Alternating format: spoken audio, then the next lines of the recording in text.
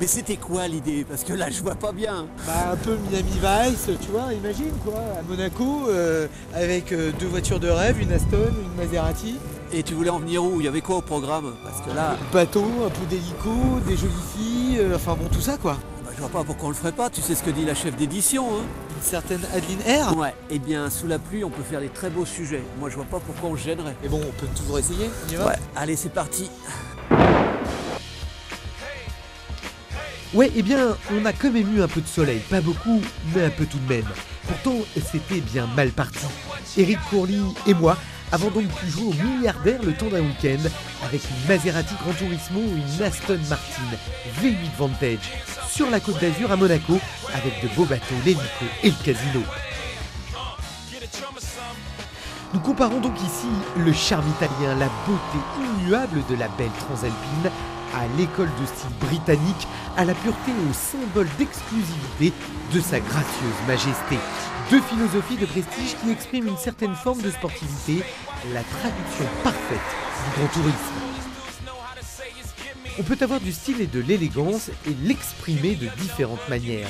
C'est un peu ce qui se passe entre Maserati et Aston Martin, deux idées de la GT d'exception.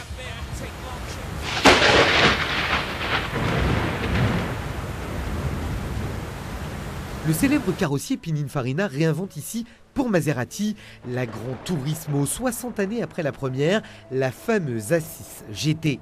Avec ses lignes tendues et ses courbes bien inspirées, l'italienne se tourne inexorablement vers la performance, mais elle ménage l'équilibre entre dynamisme et fluidité. Elle est parfois aussi, c'est vrai, peut-être un peu trop démonstrative avec cette large bouche de calandre, sculpturale, qui renifle l'asphalte avec une certaine sévérité. L'Aston Martin, plus féline, plus fine aussi, affiche sans doute un peu moins d'ostentation que sa rivale. La V8 Vantage a su conserver, bien que plus petite, l'âme de ses aînés. Il faut avouer qu'elle vous hypnotise dès le premier regard, avec ce savant mélange propre à Aston, de grâce, de volupté et de sportivité.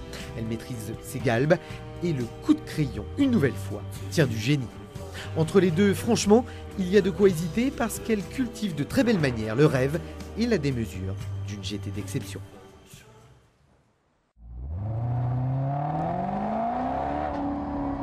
De son côté, l'Aston Martin se dote d'un V8 4 litres 3 développant 385 chevaux. L'anglaise atteint les 280 km/h chrono et il ne lui faut que 5 petites secondes pour franchir les 100 km/h. De l'autre, la Maserati avec 300 kg de plus utilise également un V8 de 405 chevaux.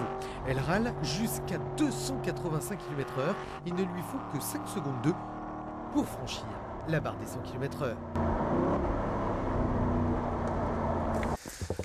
Oui, c'est pourquoi? Alors les italiennes, c'est sympa. C'est surtout un caractère moteur qui est étonnant. Tu es dans une GT, tu es dans une vraie GT. Tu as envie de faire des kilomètres, il y a de la place, c'est confortable. Tu es assis complètement différemment. Ouais. Et par contre, la sonorité, ça reste magique, quoi. C'est les pattes à l'italienne. Exactement.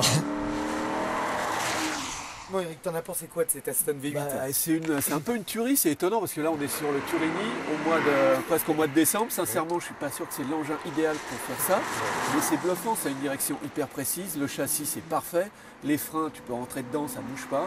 Juste peut-être un peu la boîte, j'aurais aimé une boîte peut-être un tout petit peu plus nerveuse.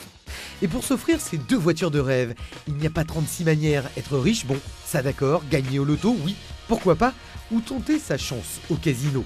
De toute façon, il faudra quelques 109 000 € pour caresser, sans option, l'Aston V8 Vantage, alors qu'il faudra 114 280 € pour aborder la belle italienne.